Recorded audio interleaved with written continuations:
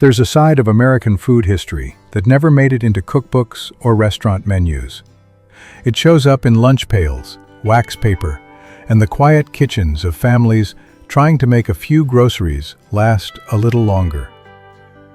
In the early 1970s, when money was tight and prices kept climbing, American families got creative. They stretched simple ingredients, combined things that had no business being combined, and somehow turned them into sandwiches that kept people going. Some of them are surprisingly good. Some are a little strange, and a few might make you stop and say, "People really ate that?" Baloney Sandwich. If there was one sandwich that practically every working household in America knew by heart in the early 1970s, it was this one. A few slices of bologna, a smear of yellow mustard, 2 pieces of soft white bread. That was lunch for a whole generation of school kids and factory workers alike. Bologna had been a budget staple since the Depression, but by the 1970s, it was deeply woven into everyday American eating. It was cheap, it kept well in the refrigerator, and you could slice it thin or thick, depending on how far you needed it to go. The real secret, though, was frying it. Drop a slice in a hot skillet with nothing but a little butter, and something interesting happens. The edges curl up, the flat center blisters slightly, and the whole thing takes on this salty, smoky, almost caramelized quality that cold bologna simply doesn't have. You'd tuck it between bread with mustard, maybe some mayo if you had it, and that was a lunch worth eating. Some families scored the edges with a knife before frying to keep the slices flat. Others fried it hard until it crisped at the edges like a little meat chip. Everyone had their method, and everyone was sure theirs was the right one. Bread and butter sandwich. This one asks you to strip away almost everything and see what's left. No filling, no protein, nothing inside but a generous spread of soft butter pressed between 2 slices of bread. That's the whole sandwich. It sounds like something you'd make for a toddler, or when you've genuinely run out of everything else. And sometimes it was exactly that. But there's a version of this sandwich that, made carefully, is quietly satisfying in a way that's hard to explain. The butter has to be soft enough to spread without tearing the bread. The bread should be fresh, and a pinch of salt on top makes all the difference. In the early 70s, some families were still making these during lean weeks at the end of the month when the grocery money had run thin. A few parents toasted the bread to give the meal a little more presence.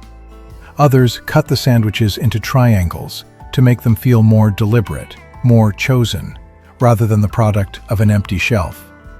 Small dignities matter when things are tight. Mayonnaise and banana sandwich.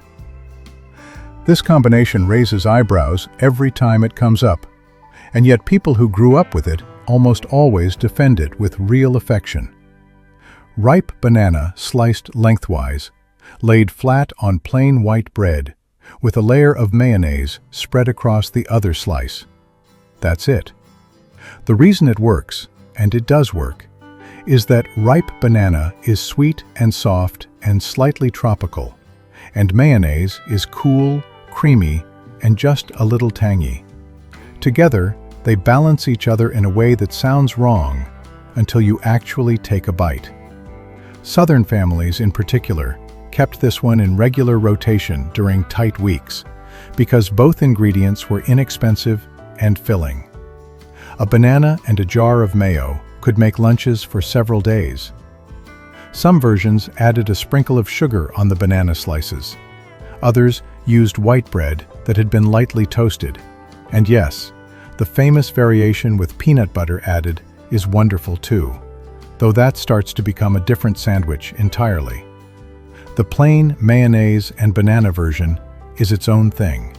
Unexpectedly gentle, unexpectedly good. Onion sandwich. Raw onion on bread is not a gentle experience. It announces itself. It stays with you. and it was carried in lunch pails by working men all across the country in the early 70s, wrapped up and tucked next to a thermos of coffee, completely unashamed of itself. The trick to making an onion sandwich edible rather than overwhelming was in the preparation. You sliced the onion as thin as you possibly could, almost translucent, and then you soaked those slices in cold water for 10 or 15 minutes to pull out some of the harshness. Pat them dry, lay them on buttered bread, add salt and a little pepper, and what you had was something sharp and alive and deeply savory. There was also a practical side to the smell. A strong onion sandwich in a crowded break room had a way of discouraging anyone from helping themselves to your lunch. Whether that was a feature or a side effect probably depended on your coworkers. Peanut butter and jelly sandwich. It might be the most familiar sandwich in American history, but in the early 1970s, it wasn't just kid food. It was a genuine budget solution that adults packed for themselves without thinking twice about it. Peanut butter had been inexpensive and protein-rich for decades, and homemade jellies and preserves were still common in households that did any kind of canning. The combination covered a lot of nutritional ground cheaply: protein, carbohydrates, a bit of sweetness. It traveled well, it needed no refrigeration, and the jar of each could last a family a couple of weeks. The regional variations were subtle but real. Grape jelly was the standard in most of the Northeast. Strawberry preserves showed up more often in the South. Apple butter appeared in Appalachian kitchens and out into the Midwest, with its deeper, spiced flavor that made the whole sandwich taste a little more like autumn. Everyone thought their version was the proper one, and everyone was probably right. Ketchup Sandwich. There are sandwiches on this list that got made out of creativity, and then there are sandwiches that got made because there was simply nothing else in the house. The ketchup sandwich lives in that second category, and yet somehow, for a lot of children who grew up eating them, it became comfort food that stuck around long after circumstances improved. 2 slices of bread, ketchup spread across one or both. Done. The tomato sweetness, the slight vinegar bite, the way it soaked just a little into soft white bread. There was something about it that children in particular found genuinely satisfying. Parents sometimes toasted the bread to give the meal more substance. A few added a thin layer of butter underneath the ketchup, which softened the sharpness and made it richer. School cafeterias in cash-strapped districts reportedly served versions of this during hard weeks. And plenty of adults who ate ketchup sandwiches as children in the 70s will still quietly admit that they made one for themselves now and then, years later, when the craving hit. Lard Sandwich. Before vegetable shortening, before margarine took over the grocery store, and before people started reading nutrition labels, lard was just fat. Plain, rendered animal fat. And it was what you spread on bread when butter wasn't an option. A lard sandwich was as simple as it sounds. A thick or thin layer of lard spread on bread, maybe with salt, maybe with a little sugar, or a drizzle of molasses, if the household leaned sweet. It provided calories in a concentrated, immediate way, which made it practical for people doing hard physical work, who needed energy fast and couldn't afford to be particular about where it came from. Families in rural Appalachia and other areas where home butchering was still common often rendered their own lard, and those who did would tell you emphatically that fresh, home-rendered lard tasted nothing like the canned, store-bought kind, that it was cleaner, lighter, with a faint savoriness that made even a simple bread spread worth eating. Whether or not that was true probably depended on who was making it. Cucumber Sandwich. By the early 1970s, cucumber sandwiches had a reputation for being fussy and aristocratic, the kind of thing served at garden parties on china plates with the crusts removed. But the original cucumber sandwich had nothing to do with elegance. It was summer food, made from what the garden had in abundance when the grocery money was gone. Thin sliced cucumber on buttered bread with salt. That was the working class version, and it was eaten by farm families and factory workers alike during the hot months when cucumbers came in heavy and fast. The coolness of the cucumber against soft bread was genuinely refreshing, in a way that heavier, meatier sandwiches simply weren't on a hot afternoon. Some added a few drops of white vinegar, which brightened the whole thing considerably. Others tucked in a few sprigs of fresh dill from the garden, if they had it growing. It wasn't a substantial lunch, but it was light and pleasant and tasted like summer, which was worth something when most meals were dense and starchy and gray. Tomato Sandwich. Come July and August, when the garden tomatoes finally came in, some families ate this sandwich nearly every single day, and they didn't consider that a hardship at all. A ripe summer tomato, sliced thick, laid on bread spread with mayonnaise or butter, salted generously, and eaten immediately before the juice could soak through the bread and make a mess of everything. The key, and people who love this sandwich will be emphatic about it, is that the tomato has to be warm from the sun. A refrigerator-cold tomato is a completely different experience. The warmth releases something in the flavor, a sweetness, a depth, that cold storage closes right back down. You'd pick the tomato, carry it inside, slice it at the counter, and eat it before it had a chance to cool off. In the South, mayonnaise was standard. In the Midwest, butter was more common. Some families used both. The bread got soggy fast, which meant you either ate it quickly or accepted that the last few bites were going to be soft and a little pink and perfect in their own way. Peanut butter and pickle sandwich. This one sounds like a dare, and the first time most people hear about it, they assume it must be terrible. It isn't. The acidity of a good dill pickle cuts cleanly through the richness of peanut butter in a way that's genuinely satisfying. The same principle that makes peanut sauce work with a splash of vinegar, or why peanut butter on a salty pretzel is so hard to stop eating. In the early 70s, this combination showed up most often in households where dill pickles were home-canned in large batches, and peanut butter was a pantry staple bought in the big economy jars. Both were cheap, both kept well, and together they made a sandwich with enough flavor contrast to feel like more than the sum of its parts. Dill pickles were the classic choice, though sweet pickles appeared in regions where they were more common. Some people sliced the pickles thin and layered them in. Others chopped them coarsely and stirred them right into the peanut butter to make a spread. Either way, it worked, and people who grew up eating these sandwiches tend to be quietly loyal to them for the rest of their lives. Tuna salad sandwich.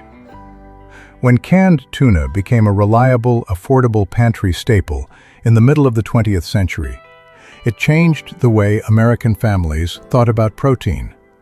By the early 70s, a can of tuna mashed with mayonnaise and whatever else was on hand, a stalk of celery, a spoonful of pickle relish, half an onion chopped fine, could stretch across several sandwiches and feed a family through the week. The ratio of mayonnaise to tuna was a household-by-household negotiation. Some families liked it creamy and loose, almost like a spread. Others kept it drier, with just enough mayo to bind the flakes together. A hard-boiled egg, chopped in, made it go further. So did a handful of frozen peas, thawed and folded through, which sounds odd, but added both bulk and a mild sweetness. Tuna salad sandwiches showed up at church suppers and school lunches and neighborhood potlucks because they could be made in enormous quantities at low cost. They were the reliable, unglamorous workhorse of the American lunch table, and there was something genuinely comforting about that reliability. Fried Spam Sandwich. Spam had been around since 1937, but by the early 1970s, it had settled into a specific cultural role. It was the protein you turned to when the grocery budget was stretched and the week still had days left in it. A can of Spam cost very little, kept indefinitely in the cupboard, and could be prepared in about 5 minutes. The best way to eat it in a sandwich was fried. You sliced it about a 1/4 inch thick, dropped it in a hot pan, and let it go until the outside was golden and slightly crisp, with the edges just starting to caramelize. The inside stayed soft and dense. Pulled out and laid on bread with a good smear of mustard or mayo, it was a genuinely satisfying lunch with a salty, savory richness that belied its humble origins. Hawaii had embraced Spam enthusiastically during World War II, when it was a staple of the military diet, and the island's affection for it became a genuine cultural tradition that persists today. On the mainland, it carried more of a stigma, the thing you ate when times were hard. But plenty of people ate it and enjoyed it quietly, whatever they said about it in public. Egg and Sardine Sandwich. This is a sandwich that looks like it was designed by someone who cared more about nutrition than appearances, and in a sense, it was. Hard-boiled eggs mashed together with canned sardines, a splash of vinegar, some salt and pepper. The result was a filling, protein-dense spread that cost almost nothing and kept reasonably well through a workday. Immigrant communities from Southern Europe, where preserved fish had been everyday food for centuries, were particularly comfortable with this combination. Sardines were familiar, affordable, and packed with protein and healthy fat. Mixed with egg, the strong fish flavor softened into something more complex and rounded. A little chopped onion or a spoonful of relish helped bring it together. The smell was not subtle. This was a sandwich that announced itself in any enclosed space, which made it more of a home lunch than a packed lunch at work situation for most people. But at a kitchen table, with a glass of something cold to drink, it was a real meal, filling and nourishing in a way that a lot of fancier sandwiches simply weren't. Bacon and Peanut Butter Sandwich. Meat was expensive in the early 70s, and getting more so. But a few strips of bacon could do remarkable things when used cleverly. Fried until crisp and crumbled, not laid in whole slices, but broken into small, smoky fragments and worked through a thick layer of peanut butter. Bacon transformed the entire sandwich without requiring you to use very much of it at all. The salt and smoke of the bacon played beautifully against the dense, earthy richness of peanut butter. It was a combination that felt indulgent without actually being extravagant, which was exactly the kind of small luxury that families stretched toward during tight weeks. A single strip of bacon, crumbled, could flavor 2 or 3 sandwiches if you spread it evenly. Some households added a drizzle of honey over the top, which pulled everything together into something sweet and salty and faintly smoky that felt almost decadent for a Tuesday lunch. It didn't take much to make something feel special, and this sandwich understood that. Mayonnaise and Onion Sandwich. This one belongs to the same family of bold, unapologetic sandwiches as the plain onion version, but the mayonnaise changes its character significantly. Instead of harsh and sharp, the thinly sliced raw onion becomes creamy and rich, the mayo smoothing out the onion's bite and creating something that actually has a certain creaminess to it. Factory workers and mill employees favored this sandwich throughout the South and Midwest because it was cheap to make, took about 2 minutes to assemble in the morning, and held up reasonably well in a lunch pail without needing refrigeration for a few hours. A sprinkle of black pepper on top was common. A pinch of paprika appeared in some households. It wasn't glamorous. It didn't pretend to be. But it was filling. It had real flavor, and it cost almost nothing, which in 1972 or 1973, when grocery prices were climbing and paychecks weren't, was exactly what the situation called for. Bread and milk sandwich. Some of the sandwiches on this list are unusual because of their flavors. This one is unusual because of what it is. Not quite a sandwich in the traditional sense, but something softer and stranger and more intimate than that. Slices of bread dipped in warm milk, sometimes with a little sugar stirred in, pressed together and eaten soft. It was the kind of thing a parent made for a small child when there wasn't much else, and the child remembered it for the rest of their life, not because it was delicious in any complicated way, but because someone made it carefully and set it down in front of them. That counts for something. In Depression-era memoirs and in the oral histories of families who scrape through hard decades, this simple combination comes up again and again as a memory wrapped around love and scarcity in equal parts.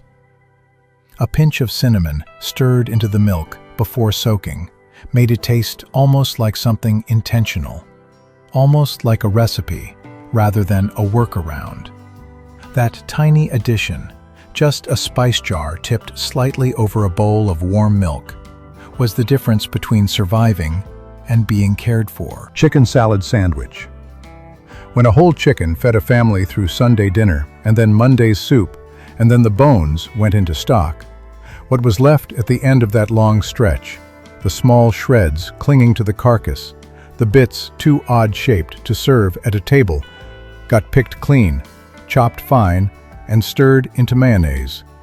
That was the chicken salad. The economics of it were tight and purposeful.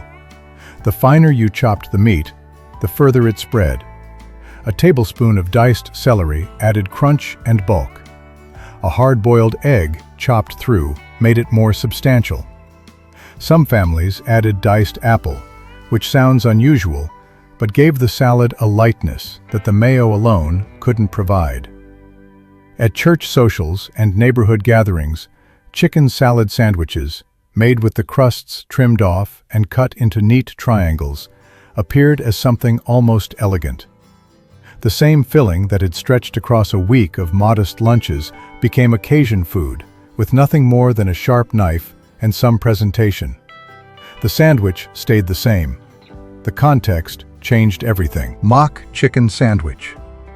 The name tells you exactly what this sandwich was and where it came from. Real chicken was a luxury in many households, and during lean years in the early 70s, creative cooks found ways to approximate it from cheaper materials. The most common version used finely ground bologna or other inexpensive processed meat as the base, mixed with cracker crumbs, a pinch of sage, some celery salt, and enough mayonnaise to bring it together into a spreadable paste. The texture came close to chicken salad if you worked the mixture fine enough, and the seasoning, particularly the sage, pushed it convincingly in the right direction. School cafeterias served versions of this during tight budget periods. Diner lunch counters offered it too, sometimes without bothering to specify what exactly was in it, which was probably the wiser approach. Children who grew up eating it often didn't know the difference. Adults who knew what they were eating ate it anyway, because it tasted decent and cost very little. And in the early 70s, that combination was worth pursuing. Ham and cheese sandwich. There is nothing exotic about a ham and cheese sandwich, and in the early 70s, it wasn't considered a special lunch by any measure. But the way it got made in households, watching every dollar, is worth understanding, because the version most people eat today, thick-cut deli ham, real cheese, good bread, was not the version most families were making. A quarter pound of deli ham, sliced as thin as the counterperson would go, could cover several sandwiches if you laid the slices carefully and didn't stack them. A single piece of processed American cheese per sandwich was standard. Together, they provided a decent amount of protein, and the salt of the ham against the mild melt of the cheese, made for a combination that was genuinely satisfying rather than just adequate. Some households collected the rind of hard cheeses and kept it in a bag in the refrigerator, the accumulated rinds of weeks of use, melting them down into a rough cheese spread that went further than sliced cheese and had a deeper, more complex flavor. Nothing got wasted, not even the part most people throw away. Chicken liver sandwich. For families who kept their own chickens, or who bought whole birds from a farmer or a butcher, the livers were part of the deal. Small and dark and intensely flavored, they were too valuable to discard and too strong to eat in large quantities on their own, which made them ideal for a sandwich spread. Cooked through in a pan with a little butter and onion, then chopped fine and mixed with mayonnaise, chicken livers became a rich, deeply savory filling that packed considerable nutrition into a small amount of food. The iron content alone made it exceptional fuel for children and adults doing physical work. A spoonful of relish or a few drops of hot sauce helped balance the intensity. Farm children carried these sandwiches to school in their lunch pails, and they were eating better, nutritionally at least, than children with bologna and chips. That wasn't always apparent to the children in question, who would have traded their liver sandwich for almost anything else. But the adults making those lunches understood exactly what they were doing. Anchovy paste sandwich. A small tube of anchovy paste could last a week and flavor every lunch in it, which made it one of the most economical condiments in the pantry for families who knew how to use it. Spread thinly on buttered bread, and thinly really was the key, because anchovy paste is assertively salty and fishy, and a little goes a very long way. It delivered a savory punch that made a plain piece of bread feel like a meal. Mediterranean immigrant communities had been eating preserved fish in various forms for generations, and anchovy paste was a familiar product that maintained a connection to food traditions from home. Working-class Italian and Portuguese families in particular kept it on hand as a pantry staple, and the anchovy sandwich was common in those households without any sense that it was unusual. Sliced hard-boiled egg alongside the paste made a more substantial version. A few thin rings of raw onion added a brightness that cut through the saltiness. Some households added a few drops of lemon juice when they had a lemon, which brightened the whole thing considerably. The sandwich was never going to be everyone's taste, but for the people who loved it, it was deeply satisfying in a way that blander sandwiches simply weren't. Curried sardine salad sandwich. Canned sardines were a budget protein staple throughout the mid-20th century, and by the early 70s there was a reasonable familiarity with them in working-class households, though not always an enthusiasm for their flavor straight from the tin. Adding curry powder was one solution to that problem, and it was a good one. Sardines mashed with a generous pinch of curry powder, a spoonful of mayonnaise, a squeeze of lemon if available, and some finely chopped celery for crunch. The result was a spread that was zesty and complex enough to make you forget you were eating budget fish out of a small can. The curry warmed the flavor and gave it direction, transforming something mild and slightly fishy into something with a personality. In England, similar versions of the dish had been popular since the Victorian era, when curry powder was an everyday kitchen spice used to season leftovers and cold cuts as often as it appeared in actual curries. American versions occasionally added chopped hard-boiled egg or a spoonful of sweet relish. The combination worked in any form, and it was cheap enough to make with confidence. Monte Cristo sandwich. The Monte Cristo occupied an interesting position in American food culture of the early 70s. It was simultaneously humble and theatrical, a ham and cheese sandwich dipped in egg batter and fried until golden, then dusted with powdered sugar and served with a small dish of jam or preserves. It cost very little to make at home, and yet it felt like something from a restaurant menu. That sense of occasion was a big part of its appeal. You could make a Monte Cristo on a weekday morning with leftover ham, some cheese slices, a couple of eggs, and bread from the end of a loaf. And the result looked and tasted like something you'd gone to some trouble over. The eggy, slightly sweet exterior gave way to melted cheese and savory ham inside, and the powdered sugar, strange as it sounds, added a lightness that made the whole thing feel almost like a dessert that happened to contain meat. Disneyland's Blue Bayou restaurant helped cement the sandwich's reputation in the American imagination through the late 1960s and into the 70s. But home cooks had been making their own versions long before that, drawing on French croque monsieur tradition, without necessarily knowing the French name for what they were doing. Olive loaf sandwich. Olive loaf was a particular kind of cold cut that showed up regularly in American deli cases from the 1940s onward. A compressed loaf of ground pork and beef with whole green olives embedded throughout, sliced and sold by the pound. It had a mild, salty, slightly briny flavor that the olives gave it, and a texture softer than salami but firmer than bologna. Sliced and laid between bread with a smear of mustard or mayo, it made a sandwich that was easy and inexpensive, and had just enough character to feel like more than a placeholder. The olives provided occasional bursts of brightness against the mild meat, and the combination held up well in a lunchbox through a full school or workday, without needing anything special to keep it.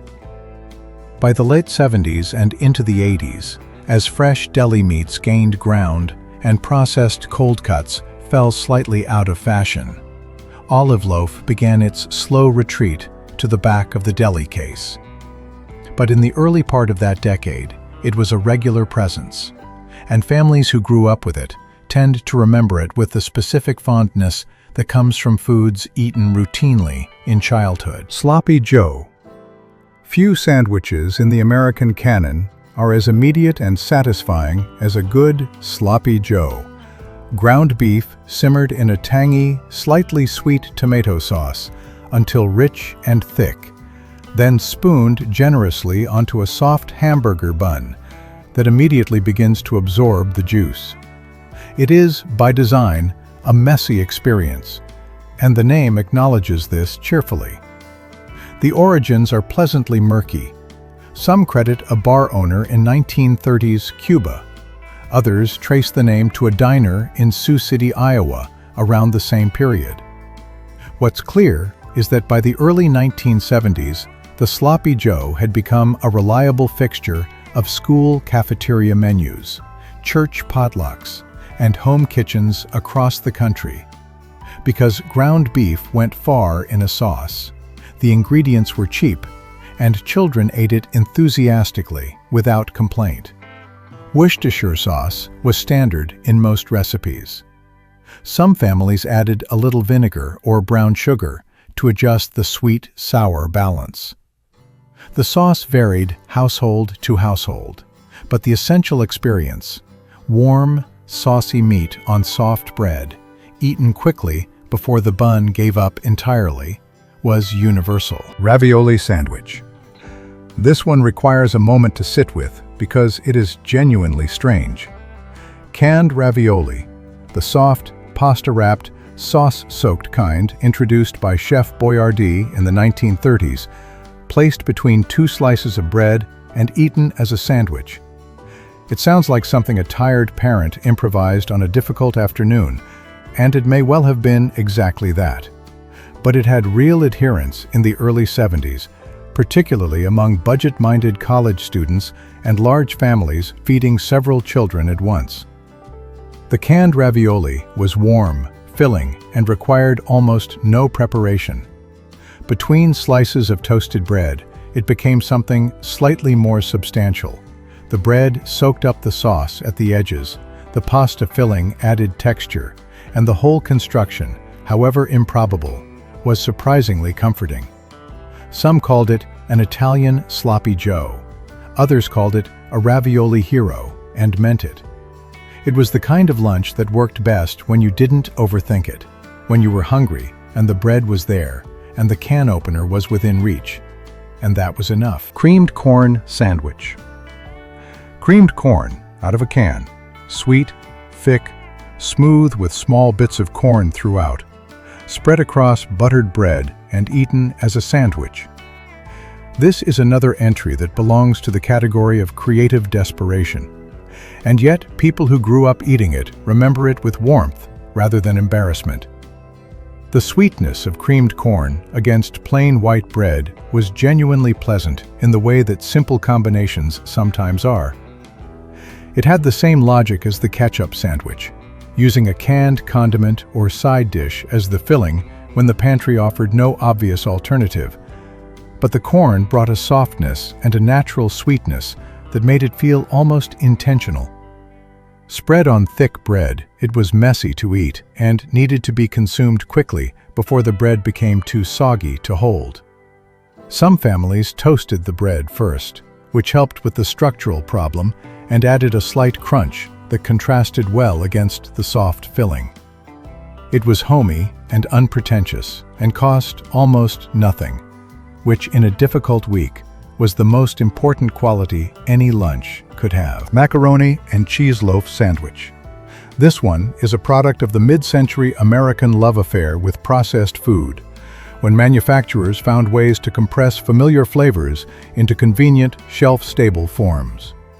Macaroni and cheese loaf was exactly what it sounds like: cooked macaroni and processed cheese pressed together into a firm, sliceable loaf that could be sold at the deli counter and eaten cold, like any other cold cut. Sliced thin and laid on bread with a spread of mustard or a little mayonnaise, it made a sandwich that delivered the comfort flavor of macaroni and cheese in a portable, lunch-friendly format. The texture was firm and smooth, slightly springy in the way that processed loaf meats often are. The flavor was mild and familiar: cheese and pasta, salt and starch. It sounds odd, and it was, but it fit neatly into the lunchbox culture of the era, when convenience and shelf stability mattered enormously, and the goal was a filling midday meal that required no heating, no preparation, and no thought. Families who discovered it tended to keep it in the rotation for years. Deviled ham sandwich.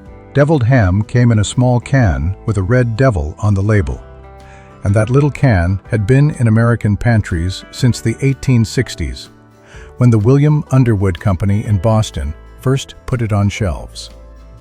By the early 70s, it was a dependable, inexpensive staple: ground ham mixed with hot sauce, mustard, cayenne pepper, and other spices into a smooth, spreadable paste with genuine heat to it. The word deviled in cooking referred simply to the addition of spicy seasonings, a tradition going back to 18th century English kitchens. Deviled ham leaned into that tradition with enthusiasm. The result was something that had more personality than plain deli ham, more assertive, more present, and it spread easily onto bread straight from the can without any preparation. A little lettuce, a few pickle slices, or a smear of cream cheese if you were feeling elaborate. Any of these made the sandwich more complete. But the deviled ham did most of the work on its own. Cheap, spicy, convenient, and shelf-stable, it was the kind of pantry item that earned its place by being reliably useful every single time you reached for it. Corned beef tongue sandwich. Tongue as a food is one of those things that modern American diners tend to shy away from without having any very clear reason why. It's offal, technically, an organ meat, but it tastes nothing like liver or kidney. Beef tongue, properly cooked, is remarkably tender, with a fine grain and a deep, savory beef flavor that's actually quite mild. Corned beef tongue was tongue that had been cured in the same brine used for corned beef: salt, pickling spices, perhaps a bay leaf, and then slowly cooked until it could be sliced cleanly. The flavor combined the richness of tongue with the tangy, spiced quality of corning, and the result was something complex and satisfying that could be laid thin on rye bread with mustard and eaten as a thoroughly respectable lunch. In the early 70s, this was still available at old-fashioned deli counters in cities with strong Jewish or Eastern European food traditions. It cost less than prime cuts and rewarded the willingness to try it. Tongue sandwich. The plain tongue sandwich, uncorned, simply slow-cooked until tender and then sliced, had an even longer history in American food culture, particularly in Jewish delicatessens and European-style restaurants, where nose-to-tail eating was simply the way things had always been done. Beef tongue required patience. It needed to be simmered for several hours until completely tender, then peeled while still warm, a process that sounds more difficult than it is, and then allowed to cool before slicing. The result was a meat that was silky and rich and deeply beefy, with a texture unlike any other cut. On rye bread, with sharp mustard or horseradish, it was a sandwich that many longtime deli customers considered one of the finest things on the menu, not a compromise or a budget option, but a genuine preference. The people who ordered it weren't making do, they were choosing it, which says something about how the willingness to eat unfamiliar cuts leads, more often than not, to genuinely good eating. Spam and pineapple sandwich. The sweet and salty combination had been popular in American cooking long before the early 70s, but Spam and pineapple brought it into the lunch hour in a particular way that owed a great deal to Hawaii's growing cultural influence on the mainland. Hawaii became a state in 1959, and through the 1960s and into the 70s, Hawaiian food traditions and flavors began appearing in mainland cookbooks and home kitchens with increasing frequency. The pairing of Spam with pineapple, both prominent ingredients in Hawaiian cooking, traveled with that cultural exchange.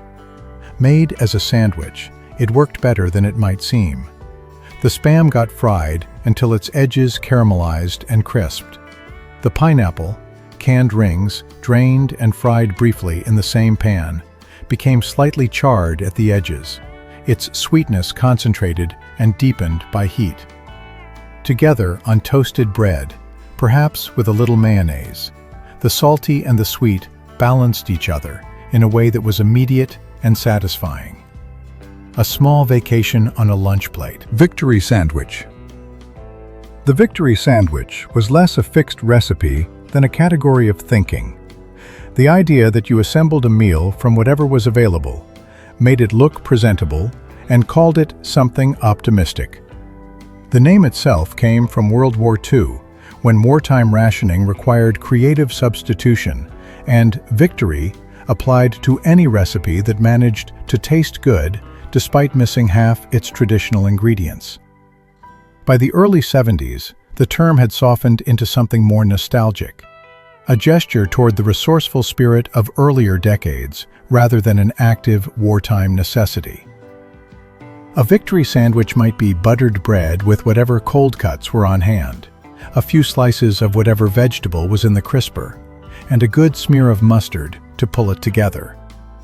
The victory was simply in the eating, in sitting down to something that felt assembled with intention, even when the pantry offered little to work with. It's a philosophy as much as a recipe. And that philosophy, use what you have, make it decent, be grateful for it, was one that many families in the early 70s were living, whether they called their lunch a victory sandwich or not. Fish stick sandwich.